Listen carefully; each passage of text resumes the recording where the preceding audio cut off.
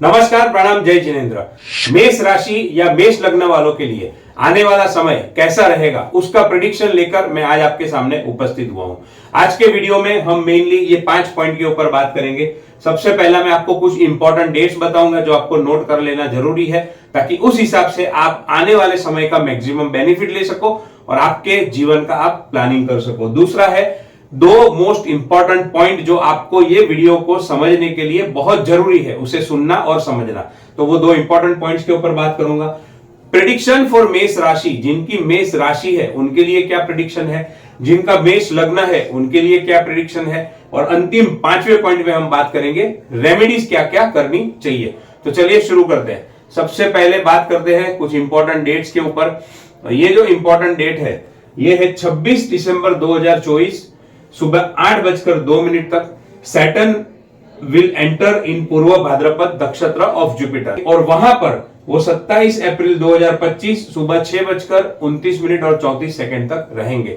तो ये जो प्रेडिक्शन है इसमें मैं आने वाले लगभग 4 महीने का प्रेडिक्शन बताऊंगा जिनका मेष लग्न है उनके लिए, और 3 महीने का प्रेडिक्शन यानी जनवरी, फरवरी, मार्च 2025 का प्रेडिक्शन रहेगा जिनकी मेष राशि है उसके लिए। चलिए वो दो पॉइंट की बात करते हैं जो आपको समझ लेना बहुत जरूरी है। अगर आपकी कुंडली में फेवरेबल महादशा और अंतरदशा चल रही है तो ये आने वाले 4 महीने के समय में मैं आपको जो भी प्रेडिक्शन बताऊंगा उसका बहुत बढ़िया, बहुत एक्सीलेंट रिजल्ट आपको मिलेगा। अगर आपकी कुंडली के अंदर दशा अंतरदशा फेवरेबल चल रही है और आप राशि के एंगल से देख रहे हो ये वीडियो को, तो आपको अच्छा रिजल्ट मिलेगा। चलिए आगे बढ़ते हैं एक और पॉइंट की तरफ। अब जिनकी मेष राशि है उनके लिए क्या प्रेडिक्शन निकल के आ रहा है। जिनकी भी मेष राशि है, मेष राशि का मतलब क्या, आप देख सकते हो यहां पर चंद्रमा है आपकी कुंडली के अंदर। 1 नंबर की राशि यानी कि मेष राशि वो 12 के 12 घर में से कहां पर भी हो सकती है, लेकिन जिस भी घर के अंदर वो मेष राशि हो वहां पर चंद्रमा का साइन होना चाहिए या फिर वहां पर मून ऐसा लिखा हुआ आना चाहिए, तो फिर वो आपकी चंद्र राशि यानी कि मेष राशि हो जाएगी।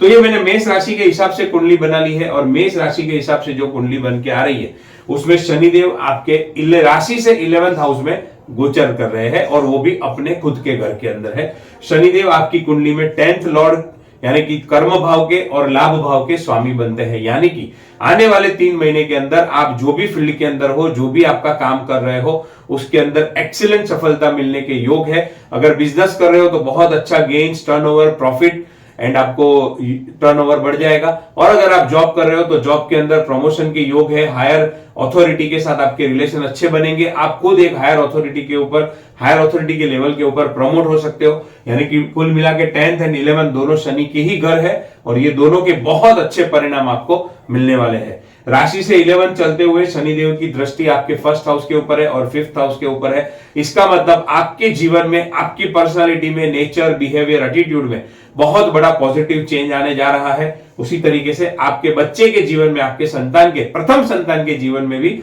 अच्छा और पॉजिटिव चेंज आने जा रहा है। जो चेंज आएगा उसे दुनिया नोट करेगी और आपको बहुत एप्रिसिएशन मिलेगा।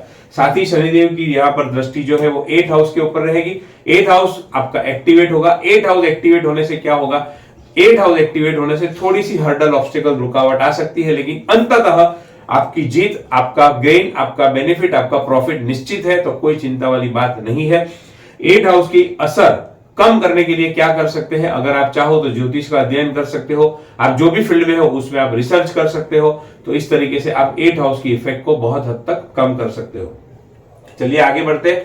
मेष लग्न वालों के लिए क्या प्रेडिक्शन निकल आ रहा है उसके ऊपर। तो जो मेष लग्न वाले लोग हैं उनके लिए, आप अगर अपनी बर्थ कुंडली, लग्न कुंडली उठाते हो, आपका बर्थ चार्ट उठाते हो, तो आप उसमें देखो कि यहां पर 1 नंबर अगर लिखा होगा तो इसका मतलब ये 1st हाउस है। 1st हाउस तो हमेशा सेम रहता है, फिक्स रहता है, लेकिन अगर यहां पर 1 नंबर लिखा है तो इसका मतलब है कि आपका जो लग्न है वो मेष लग्न हो गया। और मेष लग्न वालों के लिए ये प्रेडिक्शन बहुत बढ़िया फायदा लेकर आने वाला है, और जैसे मैंने कहा अंतरदशा और महादशा फेवरेबल होनी चाहिए। तो जो मेष लग्न वाले हैं उनके लिए सैटर्न यहां पर है 11th हाउस में ही, लेकिन जैसे ही मैंने जो वो डेट बताई है जो कि जुपिटर का नक्षत्र है, तो शनिदेव उसी के साथ में आपके 9th हाउस को और 12th हाउस को एक्टिवेट करेंगे। 9th हाउस होता है भाग्य का। ये 4 महीने के दरमियान भाग्य का बहुत जबरदस्त सपोर्ट आपको मिलने वाला है। हर एक काम के अंदर भाग्य आपका साथ देगा। 9th हाउस है हायर एजुकेशन का, कॉलेज का, यूनिवर्सिटी का, खुद हायर एजुकेशन लेने का और दूसरों को हायर एजुकेशन देने का। यानी कि अगर आप कोई किसी कॉलेज के अंदर प्रोफेसर हो या आप हायर एजुकेशन के क्लासेस कर रहे हो, क्लासेस कंडक्ट करते हो, तो बहुत बढ़िया समय है। आप खुद किसी हायर स्टडीज के अंदर इन्वॉल्व हो तो भी ये बहुत अच्छा समय है। आपका बहुत अच्छा ध्यान लगेगा, मन लगेगा और आप हायर एजुकेशन अच्छे से ग्रैब कर पाओगे। साथ ही 9th हाउस जो है वो धार्मिक यात्राओं का है, लंबी दूरी की यात्राओं का है, और क्योंकि ये जुपिटर का नक्षत्र है, जुपिटर का घर है, ये 4 महीने के अंदर आपकी लंबी दूरी की यात्रा होना तय है। आप कोई ना कोई लंबी दूरी की यात्रा जरूर करोगे और उसके अंदर धार्मिक यात्रा भी इन्वॉल्व होगी। 9th हाउस होता है फादर का। फादर के साथ अगर रिलेशन बिगड़े हुए हैं तो रिलेशन इंप्रूव होने का बहुत बढ़िया समय है। रिलेशन इंप्रूव होते हुए देख सकते हो और फादर के अपने जीवन में भी एक बहुत अच्छा परिवर्तन आएगा। 12th हाउस होता है फॉरेन कंट्री का, मल्टीनेशनल कंपनी का, फॉरेन कंपनी का। 12th हाउस होता है योगा का, मेडिटेशन का, हॉस्पिटल का या फिर जेल का।